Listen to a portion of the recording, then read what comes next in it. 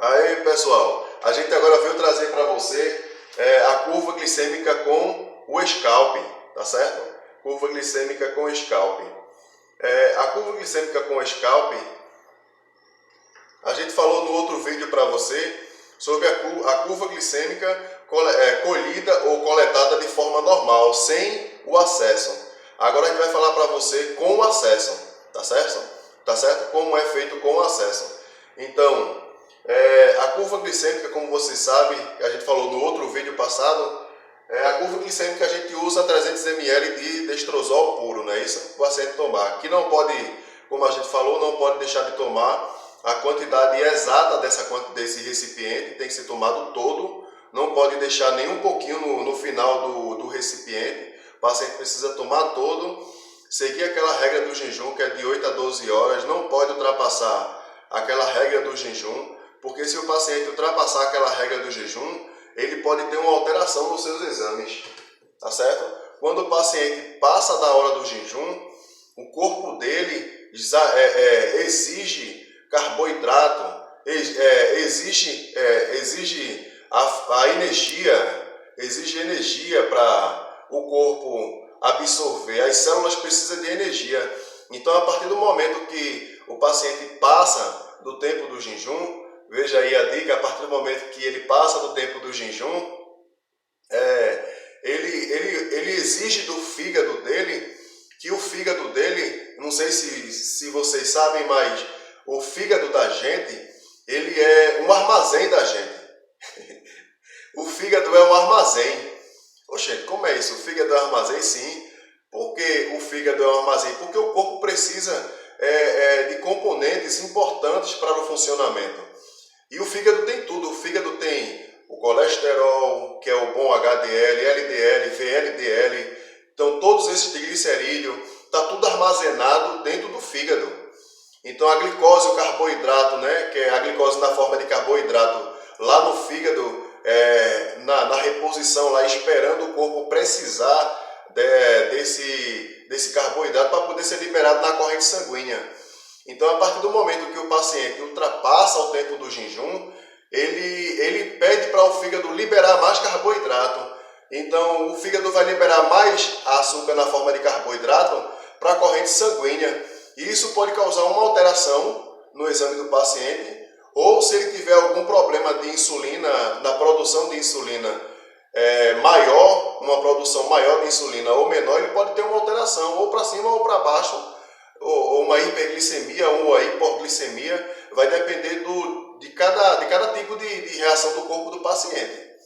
Então, para não acontecer uma alteração nem para menos e nem para mais no organismo do paciente, ele precisa seguir aquela regra de jejum de 8 a 12 horas, tá certo?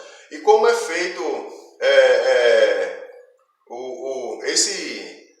essa curva glicêmica, ela precisa também, muitas vezes, de ser feito um acesso no braço do paciente. Se tiver alguma dúvida, pergunte depois no canal, tá certo? Que a gente responde. Ele precisa ser feito também um acesso no braço do paciente. E aqui eu trabalho também, já faz muito tempo, com o acesso, usando scalp, tá certo? Famoso scalp, tá certo? Então, a gente conecta lá o holder no scalp, tá certo? Faz o acesso no braço do paciente, ou na mão, ou no dorso da mão, ou região fossa cubital. A gente faz o acesso, pega a fita de esparadrapo, protege lá o seu acesso daquela forma que a gente falou nas outras aulas, faz um acesso, né? A gente está dando a aula teórica, mas depois a gente vai falar da forma prática também. A gente vai dar todo um detalhe também na forma prática, que eu vou ter que arrumar uma pessoa para fazer a prova, o teste prático, para vocês observarem como é. A gente não vai ser feito aqui o prático, eu vou fazer em um canto da minha casa, para vocês verem como a forma prática também, tá certo?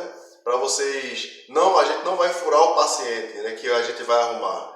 A gente não vai furar a pessoa, mas a gente não vai puncionar a pessoa, mas a gente vai fazer todo o procedimento sem agulha, para vocês verem como é que é feito o procedimento, entendeu? A gente vai fazer todo um preparo lá para poder dar uma dica boa para vocês lá na prova prática, tá certo? Então, o acesso também pode ser feito da curva glicêmica com o scalping, tá certo? Você vai fazer a punção lá no paciente, fossa cubital ou no dorso da mão, prender, né, com o esparadrapo, prender com o esparadrapo o seu scalp. Tem duas formas de prender, a gente vai mostrar em outra aula, de prender o scalp. Vai prender lá, vai preparar a sua seringa com o soro fisiológico, tá aqui.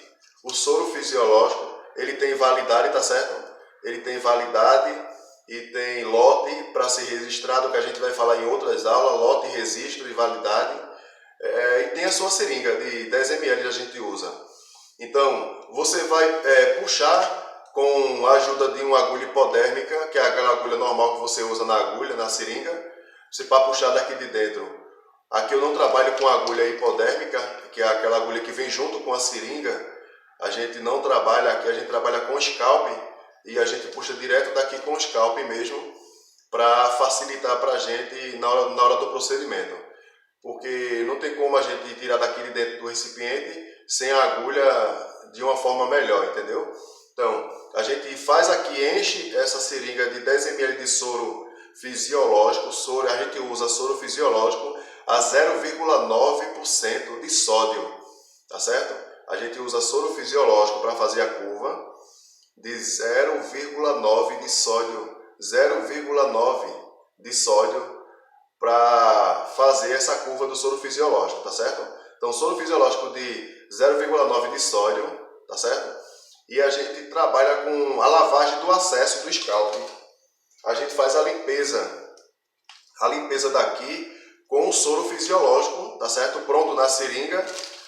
Aí você enche sua seringa de soro fisiológico, tira o ar da seringa primeiro, antes de fazer todo o processo na veia do paciente. Tira-se primeiro o ar, tá certo? Na coleta, no momento lá, tira o ar da seringa, para quando você injetar aqui no suporte do vácuo, aqui ó, o scalp, ele também pode ser conectado, quando você tirar o ar da seringa, ele também pode ser conectado aqui no scalp, tá vendo? Essa partezinha aqui do scalp é onde você conecta a sua seringa. Quando você conectar a seringa no scalp, você também tira o ar de dentro do scalp com o soro, tá certo? Tira o ar também para poder, quando você for... Como é que tira esse ar do scalp quando ele está puncionado? Quando ele está puncionado no braço do paciente, você vai conectar o seu holder, tá certo? Conectar o seu holder, fazer a sua coleta normal aqui com um tubo. Você pode usar um tubo sem aditivo, né? Você pode usar um tubo sem aditivo nenhum, e retirar o ar do scalp. Você pode tirar o ar do scalp, é uma dica, para não interferir, esse ar não interferir na quantidade do reagente do aditivo do fluoreto. Então você pode usar um tubo para tirar o ar do scalp, ou uma seringa mesmo, você pode usar uma seringa de 3 ml para tirar esse ar, se você quiser, ou usar um tubo sem aditivo para tirar o ar, né? Tirar o ar desse scalp, tá certo? Para poder você fazer a sua coleta, certo? Então, para você fazer a sua coleta e ela ficar boa, você precisa primeiro tirar também o ar desse scalp, não é? Tirar o ar dele para poder você conseguir fazer sua coleta do fluoreto, tá certo? Então você tira a sua coleta do fluoreto, né? O ponto 0, que é o ponto que o paciente está em jejum. Depois que você tirar o ponto, você vai lavar o seu acesso de novo com o soro fisiológico na seringa, sem o ar, entendeu? Sempre tire o ar da seringa para poder você fazer o procedimento. Então você vai tirar o ar do acesso, o sangue o scalp, ele vai estar com acesso com sangue depois que você fizer a coleta. Então, depois que você fizer a coleta, você vai lavar o seu scalp com soro fisiológico na seringa. E se você, no momento que for lavar o acesso estiver entupido, eu quero dar uma dica para você não insistir em injetar aquele coágulo para dentro do paciente, tá certo? Porque se você insistir em injetar aquele coágulo para dentro do braço do paciente, você pode causar nele um dano naquele paciente, tá certo? Aquele coágulo pode, é como se fosse uma trombose, e aquele coágulo pode causar entupimento no braço do paciente em alguma região e o paciente ter alguma complicação que a gente nem imagina. Então, para o paciente não ter nenhuma complicação de esse trombo de sangue seguir na circulação dele, causar um problema no braço do paciente, você tentou lavar, tem uma obstrução, não conseguiu, você pega uma seringa, outra seringa, sem soro, e coloca no acesso aqui do scalp e puxa para aquele coágulo vir com a seringa. Se você não conseguir tirar o coágulo com a seringa, aquele entupimento, o certo é você tirar o scalp do braço do paciente e fazer uma outra punção, tá certo? Faz uma outra punção no braço do paciente para poder você não danificar o braço do paciente, tá certo? Quando você for fazer a punção do scalp, você pode fazer da melhor forma possível, que não fique doloroso também no braço do paciente lá na punção, tá certo? Que pode ser na mão ou na região da fossa cubital. Então fica aí a dica, veja aí, siga direitinho o procedimento da coleta da curva e aí vai dar tudo certo, tá certo? Se não der certo o procedimento, repete o procedimento e coloca na observação lá do registro do documento do paciente que teve uma coleta difícil, e você coloca a observação lá que você precisou fazer o procedimento de novo da coleta, tá certo? Então resiste direito, se tiver dúvida, fala com a gente no canal aí, tá certo?